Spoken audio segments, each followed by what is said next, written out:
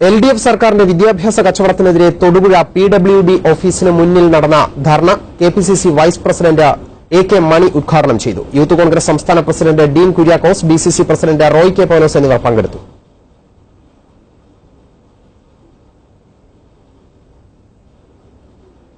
അപ്പോൾ ഒരു കാരണവശാലും ഗവൺമെന്റിന്റെ പിടിവാശിക്ക് മുൻപിൽ മുട്ടുമടക്കാൻ ഞങ്ങൾ തയ്യാറല്ല.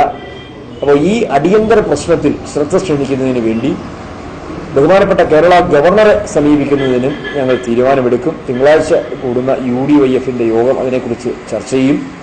ഭീമഗർജി സംസ്ഥാനത്ത് ഒരു വലിയ മാസ് ക്യാമ്പയിനിങ്ങിലൂടെ ചെറുപ്പക്കാരെ മുഴുവൻ അണിനിരത്തിക്കൊണ്ട് ഈ കടൽ കൊള്ളയ്ക്ക് സൊമാലിയൻ മോഡൽ കടൽ കൊള്ളയാണ് നടന്നിട്ടുള്ളത്. സൊമാലിയൻ കടൽ കൊള്ളക്കാരുടെ പങ്ക് പറ്റുന്ന ഗവൺമെന്റാണ് അവിടെ ഉള്ളത് എന്നതുപോലെ ഇവിടെ സ്വാശ്രയ കച്ചവടക്കാരുടെ പങ്ക് പറ്റുന്ന സർക്കാരാണ് കേരളം ഭരിക്കുന്നത്. അപ്പോൾ ഈ കടൽ കൊള്ളയ്ക്കെതിരെ അതിശക്തമായ സമരപരിപാടികൾ, മാസ് ക്യാമ്പയിനിങ് അതുമായി മുമ്പോട്ട് പോകും. തിങ്കളാഴ്ചത്തെ UDYF യോഗം അതിനെ സംബന്ധിച്ച് കൂടുതൽ